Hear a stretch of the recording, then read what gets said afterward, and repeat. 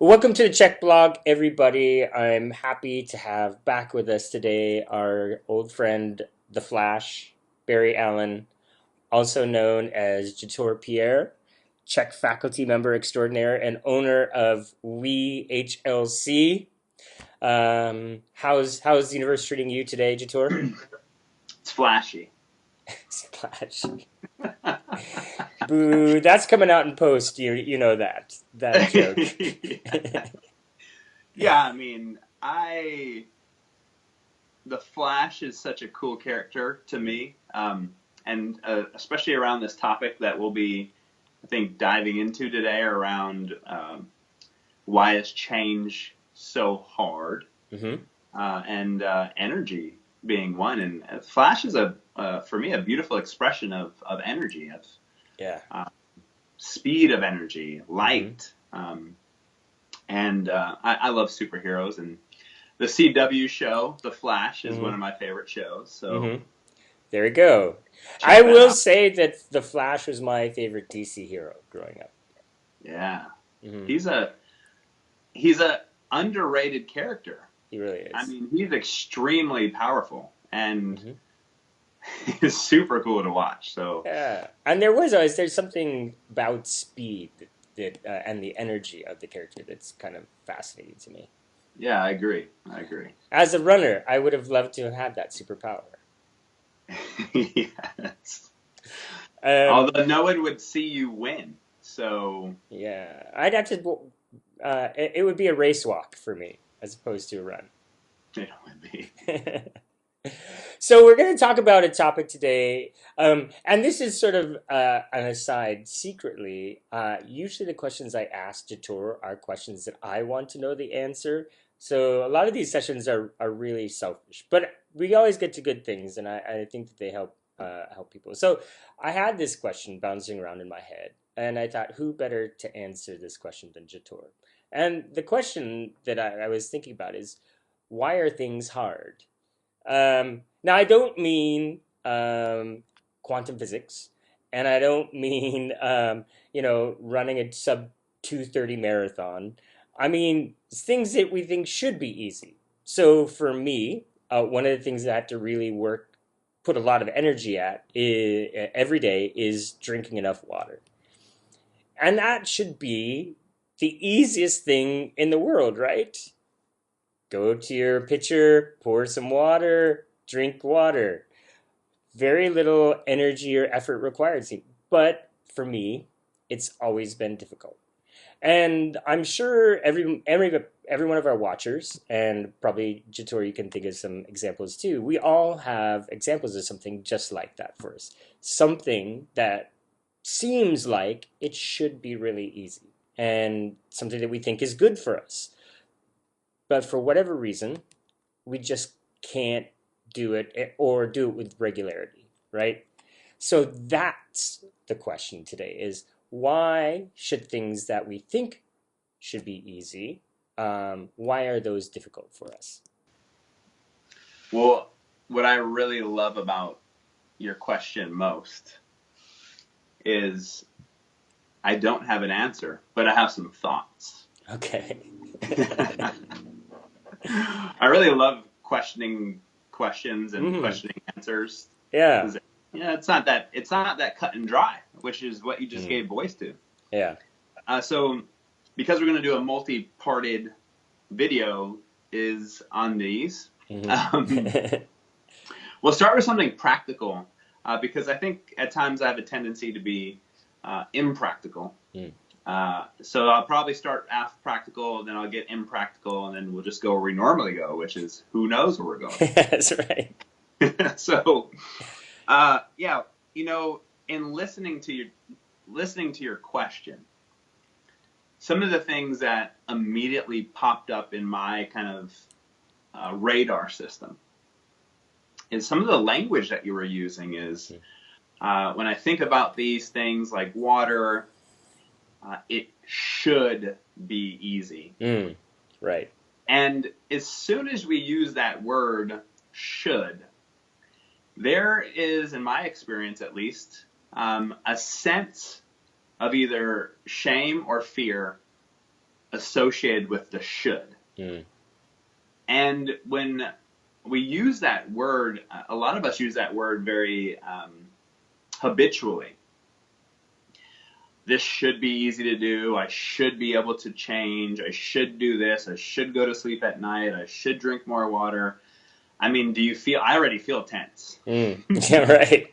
Yeah. And, so one of the things around change that I think is underrated and very important is to be aware and mindful of the language that we use internally, as well as the language that we use externally. Because when we use words like should, as a kind of a general rule of thumb, not many of us like to be told what to do. Now, of course, there's going to be outliers, the opposite side of that spectrum of people who love to be told what to do. But let's just say, as for this video, as a general theme, most of us want to bounce the opposite way. So if we're using language like should, essentially what we're already doing is we're running away from our own change process. We're shoulding ourselves away. I have a saying at home, which is, don't should in my house. It's like shitting all over the carpet. It's a pretty interesting metaphor. So outside of that weirdness, one of the things that I wanted to talk and share today is this idea of energy. And when I speak about energy, I mean the energy that you wake up with. How much energy do you have internally to go to work, pay the bills, deal with relationship with self and other, go grocery shopping, get food. All these things that we do require energy. So anything that requires energy that isn't habitual. So as an example, right, you gave this example of water. Getting water for you, at least in this way, has not become a habitual pattern yet. Because it hasn't become an habitual pattern yet, it actually does take a tremendous amount of energy for you to funnel towards something as easy as getting water. It takes energy to change a habit pattern, and perceptually, it feels like it takes more energy to change something that isn't habitual because we have to pay attention to it. We have to make an effort for the change process, something like getting water. So your kind of facilitated pathway around getting water isn't of the one that you want to create. So the one that you have already is essentially the path of least resistance. It doesn't require as much energy because it's how you navigate life. So because it's how you navigate life, it feels easier. You don't have to think about it. And it's one reason the CHEK Institute, when we're talking about coaching, it's one reason that we talk about not giving too much ideas around what to change. Because that's overwhelming. Because something as simple as changing water can take a tremendous amount of energy if the person isn't there yet. So we look at my own life. I don't think about water. My filter is habitual. My bottling of it's habitual. The salts that I use are habitual. The shower filter that I use is habitual. The bath filter that I use is habitual. None of that requires any kind of excess energy because it's a habit pattern that I've created over the years. But when I first started to look into changing water, I had to navigate all of that. Water filters, housing of the water, healthy housing of the water, salts that I want to use, etc. So when we're speaking of anything change related, it requires energy, it requires time, it requires effort, especially if it's not a habitual pattern. And when we think about most of society, including a lot of us, change is going to be more difficult when we're low on energy. So if we haven't slept well, or we're under-rested, or we're overworked, or we're not eating nutrient-dense foods that are in alignment for our needs in the environment that we're in, or we've worked out too much, Mm. or we're in a very stressful relationship.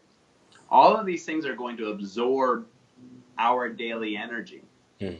and that's going to make any change. It doesn't matter if it's I want to change how I eat my food. Mm. I want to switch, my fork to. I eat like an English person. My parents are from England, so I hold my fork in left Mm-hmm. and knife in right, and that's Mm. how I eat. Mm-hmm. So if I want to change that, Mm. that's going to take some energy. But I'll have less energy to do that and less likelihood to implement that change if I haven't slept well or under-rested or Right. lacking in energy. Mm. So if we look at it from that perspective, one of the first things that I want to recognize within myself and within my clients is how much energy do we have on board? Mm. Because if we don't have energy on board, change is going to be much more difficult. So when I'm looking at someone's physiological load form or their HAQ, that's giving me some indication of where they are at energy-wise. How much load do they have on them? And the more load that they have on them already, the less likely I am to give grand, big things for change. Mm. I'll start with something.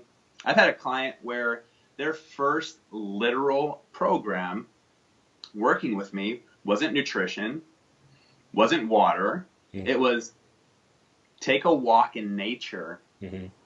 for 10 minutes a day. Mm. And this person happened to live by a park. That was their first literal change process, because I know going to a park, getting into nature, going on a nice easy walk is going to start to cultivate energy Mm-hmm.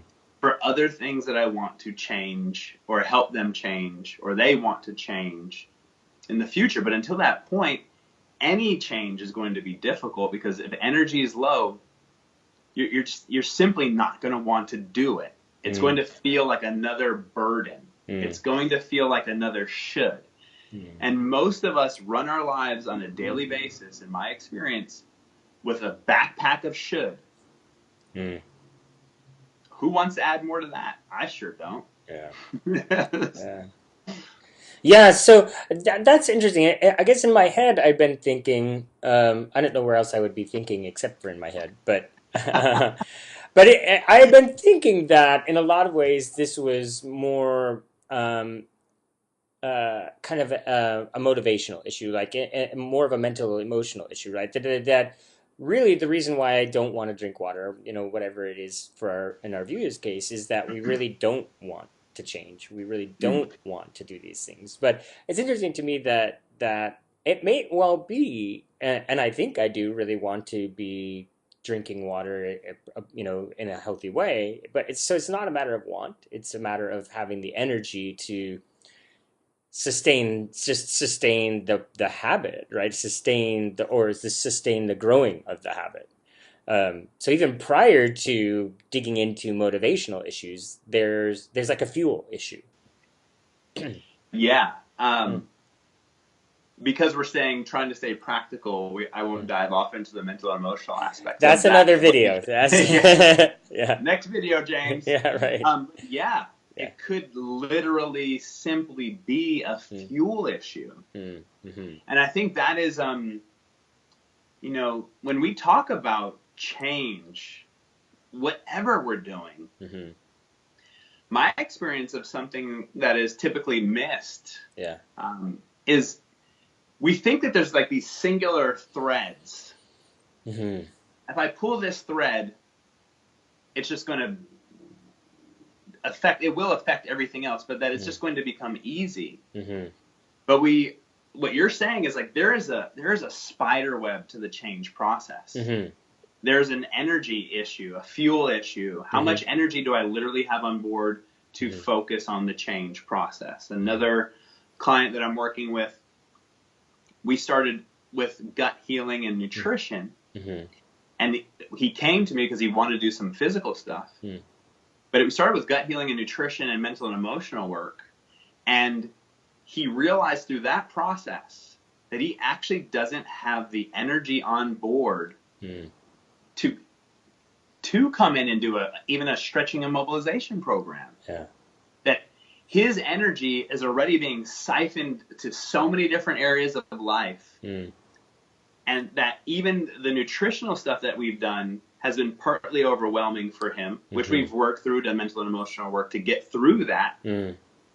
Now that he's through that, he's way less inflamed. He's lost 10 pounds. His body pain is gone. That's great. Now he's at that place, and now he's recognizing, okay, now he said, I want to roll with this for a little while, Jator, before we move into the physical, because he's had this realization of where all of his energy is being siphoned off. And that adding another new change process is too much for him right now. So we just keep on diving into the mental and emotional aspects of that. Yeah. So that's a thread. You know, how much energy do you have on board? Then there's the mental and emotional thread, which you also have given voice to. The shoulds. The languaging on the inside of our minds that say, this should be easy. Yeah. It should be easy is another perspective of saying, it's essentially a way of shaming ourselves. Right. This should be easy is essentially like saying, why can't you do this? Yeah. Yeah. How many of us were raised in environments where we were told what to do, we were shoulded, we were told our feelings are wrong, we were told to do it differently. Essentially, when most of us listen, if we become aware of the languaging in our minds toward ourselves, you will hear typically the exact experience of your parents. And I'm using the word experience quite purposefully because it's not actually who your parents were. It was your experience of your parents that you make up. And that's the same way that we all parent ourselves. So if we do that around change, it's typically not going to be an easy process to get through, even if it says something as simple as water, because that takes softness, compassion, empathy, understanding. And it also takes the underlying energy that comes from our food, that comes from our ability to digest and assimilate, that comes from our sleep, that comes from our lack of movement or over movement, that comes from our respiratory mechanics, that comes from our environments that we're in. So all of these things play a role in the change process, and it's one reason why I am a fan of the CHEK Institute, and I'm very biased because I also work and share for them, is because we're trying our best to encompass all of that. Because it's all important. Yeah. It's all important to the human being. And so when you're working with clients, I mean, because this seems like there's a challenge for you as a practitioner, as a therapist, when you've got a client who is low on energy, and building energy up oftentimes requires that they make a change, right? Yes. So I need to build energy in order to make change, but in order to build energy, I have to make change, right? So there's this, right? So there's that challenge. Yeah. So how do you, when you're working with a client, and I guess the strategy would be to choose the change that will take the least amount of energy, but return the most amount of energy, right? So how do you go about making that or helping the client find their way to that choice? Yeah. Man, it's a great question. So in my own practice, and maybe I'll put it in language that is, if you were going to talk to yourself about this, because I don't coach everyone. So part of my process of coaching with clients is to help them learn the language of how to talk to yourself. So one of the things I would do as a coach is I would ask the person, well, here's these, 3 things that I think are kind of big threads that we can pull that will make a grand change in your energy and your feel. Which one of these sound good to you? Which one of these sound easy to you? Yeah. And let's just say, oh, well, Jator, none of those sound easy to me. Well, cool. That's Mm. cool.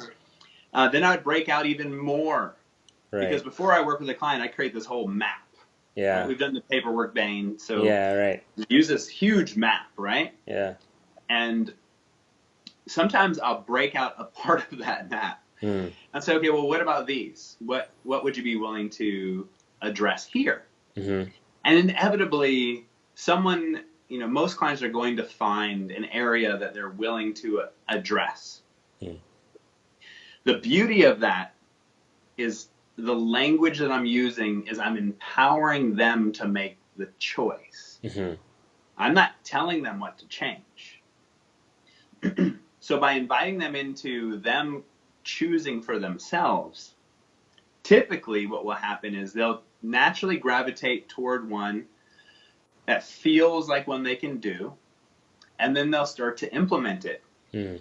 Now, the benefit of the work that I do from a kind of a mental emotional perspective is that I do a lot of work around if someone chooses what even seems easy for them to do, Mm.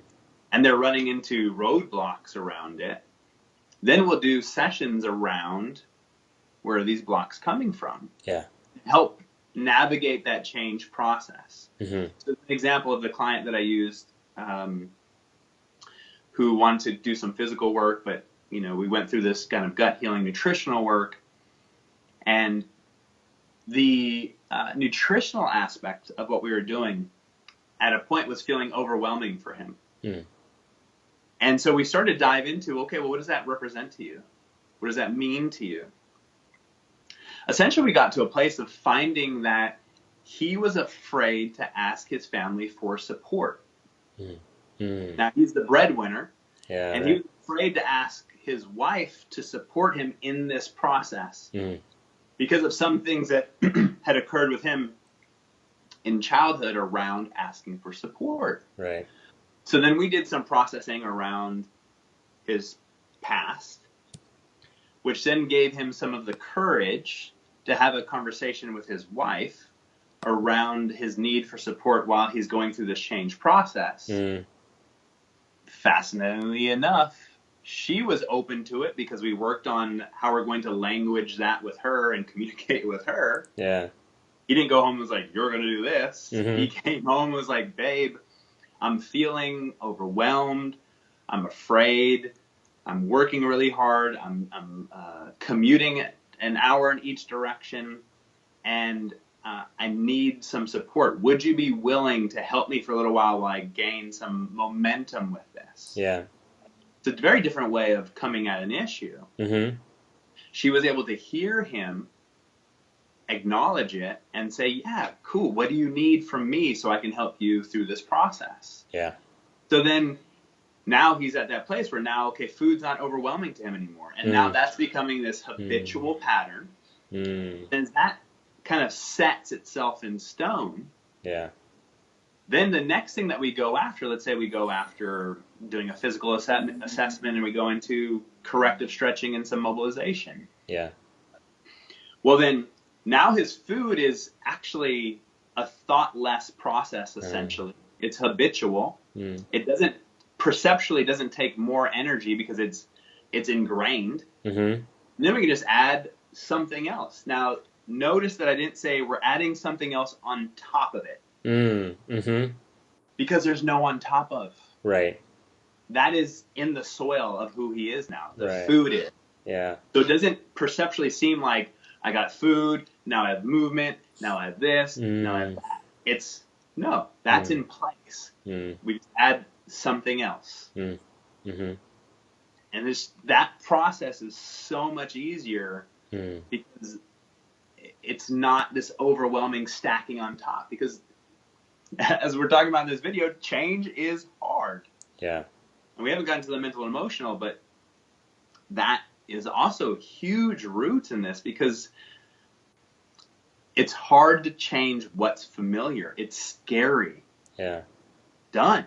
Like nothing else really need to be said. We could go into all the complexities of it, but it is scary to change because it's unfamiliar. Yeah. If we ever don't know the answer to something, say it's familiar. Mm. Because Eh, that's where it's coming from. yeah, yeah. Well, that's really. I like that answer, even though it's sort of there's not a formula, but the idea of either presenting a client or presenting yourself with options and then letting your intuitions really be the guide about which of those is going to be the best place to start um, is, well, it's super smart. Yeah, and then there's, uh, as others have pointed out to me many times, Mm-hmm.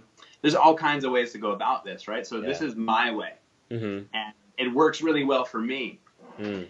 And I don't typically attract clients that want to be told what to do. Right. Yeah. Now, there are going to be this whole other subset of people that are going to want a forceful, Yeah. push. Mm-hmm. My invitation is that that's cool too. Mm. It's simply kind of, for me, it's noticing, let's say I had a client like that who essentially what they're saying in my language is, I want you to be my dad. Mm. Tell me what to do. Which is cool. Some Mm-hmm. people need a demonstration or a model of a functional parent All right. because, well, let's just be clear. Many Mm. of us didn't get that. Yeah. At least in Mm. some sense we didn't. All Yeah. right.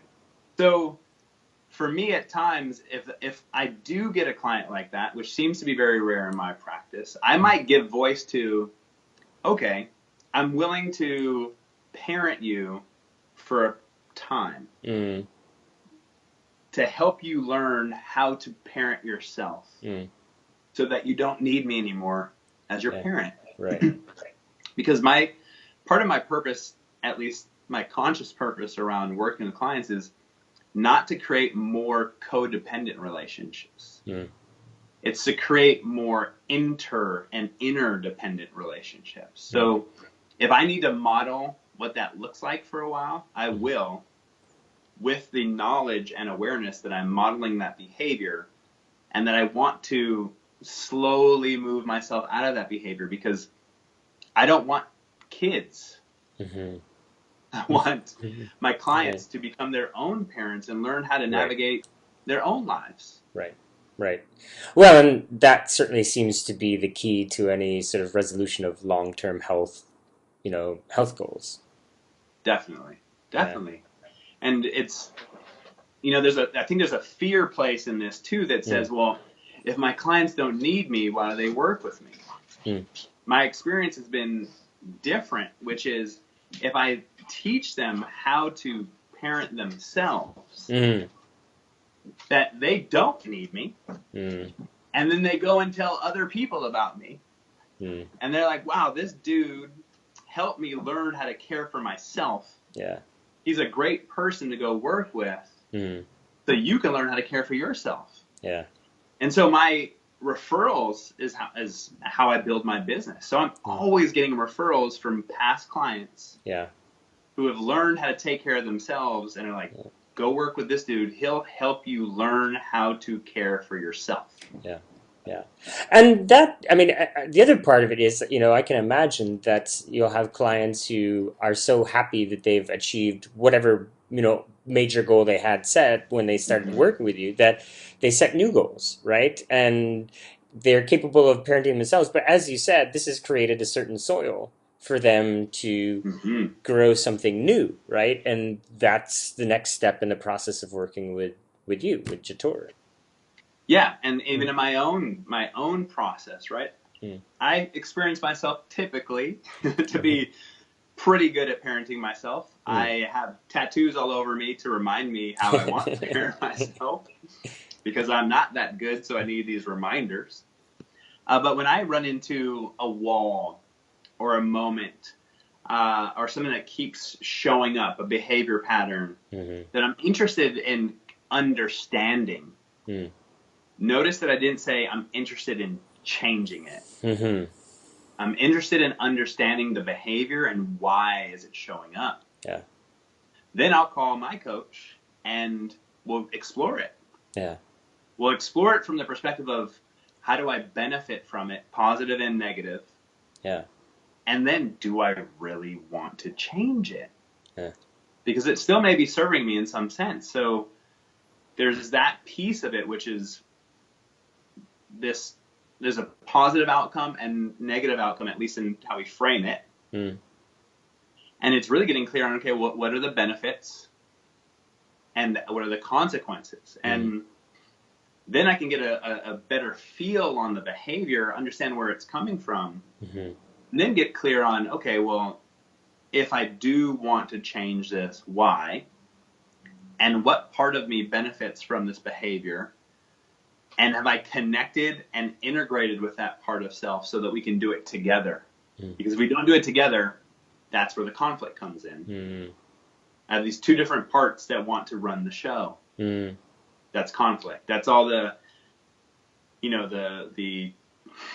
two people want to go in different directions and they're living inside of you. That's a video for another time.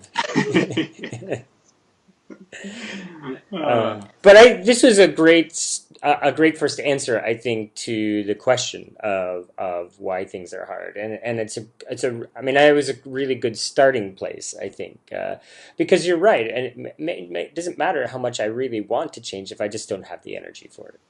Yeah. If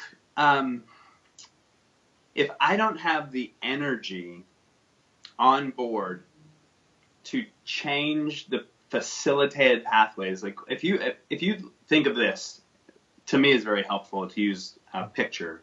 You imagine that you're in a room and that room is filled with grass up to your nose. You're standing, right? And your behavior is a mowed place of that grass, right? So you're in a room and there's a clear, already mowed path. It is a path of least resistance. That is the current behavior. So it's easy. It's easy just to walk through that path.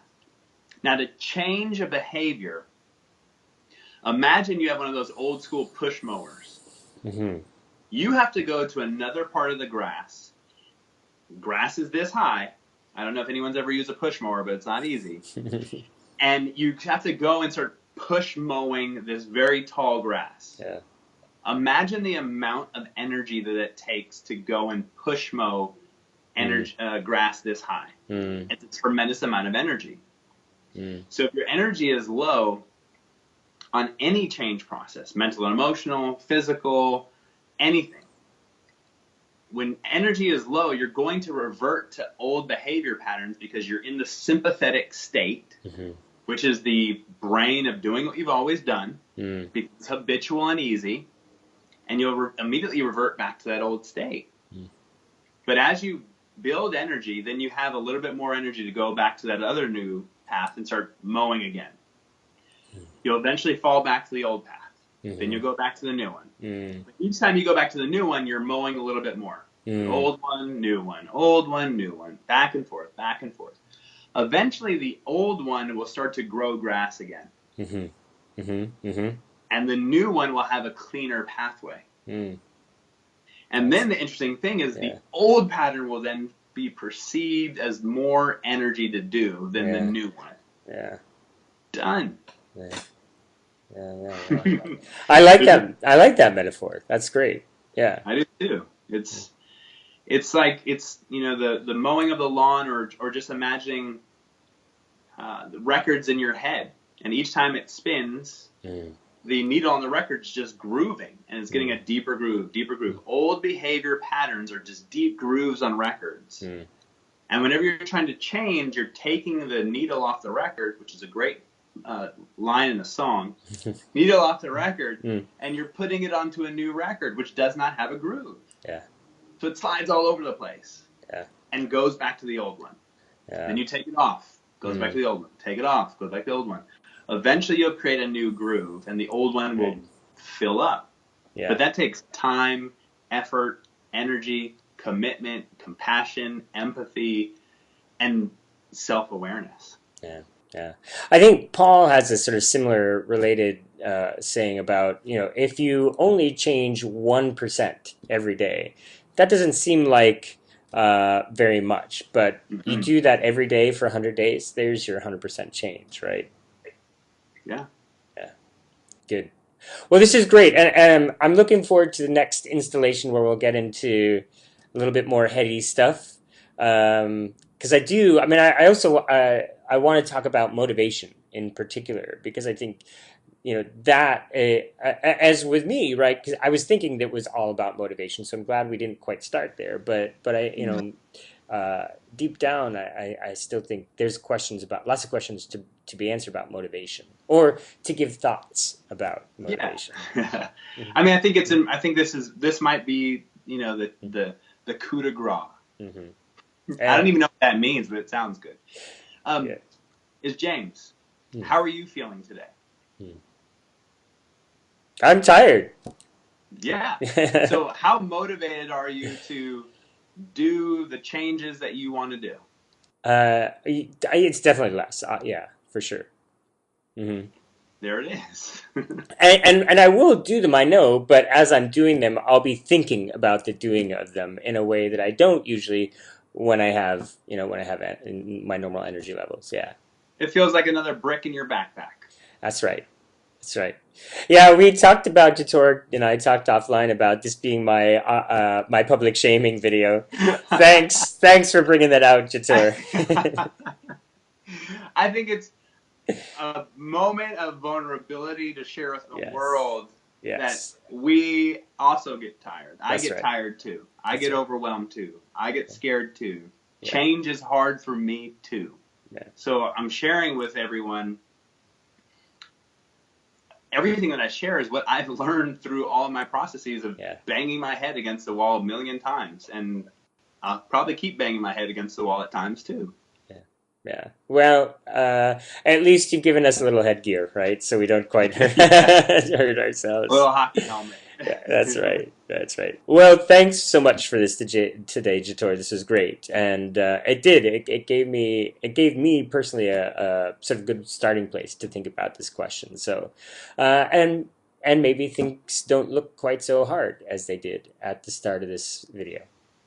I think too, what I heard you say is that when you also notice that your fuel might be low internally, Mm. then that's actually softening to how hard you are on yourself. Because you're like, Mm. wait a second, my energy is low. Oh, it Mm. makes sense why this feels harder today. So you're not Right. beating yourself up so much. Like, oh, you know what? I have low Right. energy today. So Right. let me take care of myself in a different way. Right. Mm. That's a good thought too. All these great thoughts, Jator. I wish I could claim them, but apparently I'm a vessel of expression.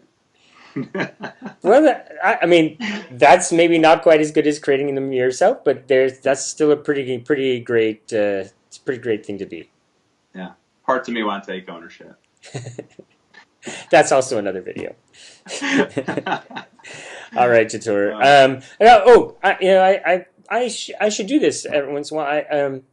I really enjoy doing these videos with you, but I know you do a lot of other work. You do a lot of other videos. So for the folks who stuck with us throughout this particular video, yeah. where else can they find your work? uh, Explore with Jator is my YouTube channel, Hmm. which is on a slowly steadful rise, which Excellent. is fun. Yeah. It means I matter. I'm important. I'm getting external validation. My website's wehlc.com. Great. And we have a CHEK webinar coming up on April 24th or 5th Hmm. on detoxing the mind, Ah, wow. which is a part of the change process. That sounds great. I'm thinking like, is it like bleaching the brain? That could be another. Bleaching the brain. You will be brainless after you breach the blood. That's hard to say. And I got tongue twisted on that. Yeah. All right, Jator. Well, thanks again. Really, I thoroughly enjoyed this, and I'm looking forward to our next video. Me too, man, brother. Thank you. Yeah.